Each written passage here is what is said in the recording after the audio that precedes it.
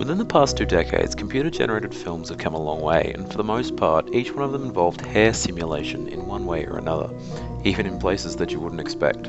CG-rendered hair has always been a time-consuming and tricky thing to get right, and is constantly being worked on and improved. Traditionally, in animation and most commonly in pre-2000 CG works, hair and fur was typically achieved by rendering the strands in clumps or chunks, and then animating those individual chunks. This reduced time required and simplified the animation process for hand-drawn features. Furthermore, it enabled CG works involving characters with hair to have the hair be physically modelled as polygonal objects.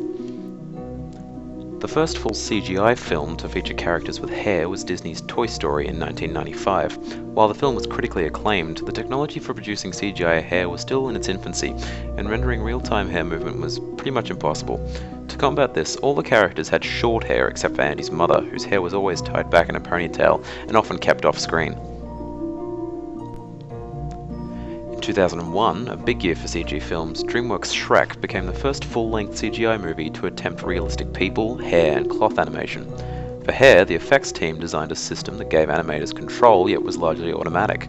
With this system, large clumps of hair were put onto a character's head for the animators to pose. Inside the clumps, a hair shader could grow thousands of individual hairs, which followed the deformation of the clump, while lighting controls determined translucency and specularity.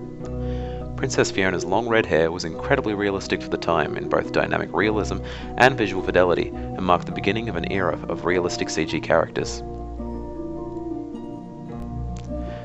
Nowadays, hair is still one of the most tedious and time-consuming tasks in regards to the CG pipeline.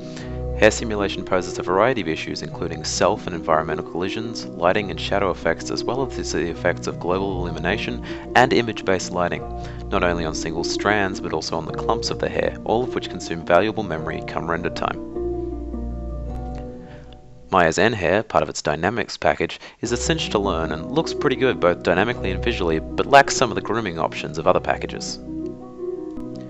The X-Gen package struggles to deal with longer hair and has a user interface that is anything but friendly, but makes a name for itself and really stands out when used for short hair and fur simulations. Peregrine's Yeti package has an easy-to-use interface and grooming package. It can also be used for a wide variety of hair and even allows the use of custom shaders, making it easy to integrate with Arnold and other render packages.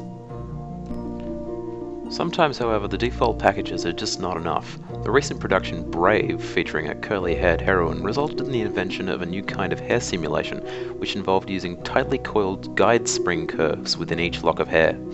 This was the result of numerous dynamics and animation tests, which found that, when exposed to intense G-forces, Merida's hair would extend like a whip and would lose all semblance of curliness. In the Disney movie Frozen, Elsa's hair required the invention of a new program called Tonic to fully realize. Tonic allows artists to sculpt and animate a character's hair in volumes, then during rendering it can be broken down into individual strands. Elsa's hair featured a total of 400,000 individual CG strands, which is actually substantially more than a human head.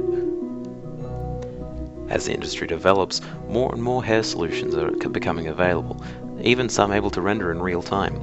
Recently, Korea's Dexter Digital released a tech reel of Zelos fur, shown here. With live dynamic updates and Maya compatibility as standard, Zelos promises to be a valuable asset to any would-be CG hairdresser. Until recently, hair simulation has usually had the trade-off that if you wanted to have decent-looking or well-groomed hair, then it would not perform well dynamically, if at all. Inversely, if you wanted hair to perform well dynamically, the overall appearance wouldn't be great. Nowadays, however, these trade-offs are becoming less and less apparent as real-time rendering and simulation from gaming technology is slowly having an impact on the film world, and as software becomes more intuitive and technology improves, more memory is freed up to perform complex simulations required for hair. Because of this, depending on the software used, hair can often be quite easy to produce and can easily be rendered to appear just as realistic, both visually and dynamically, as the real thing.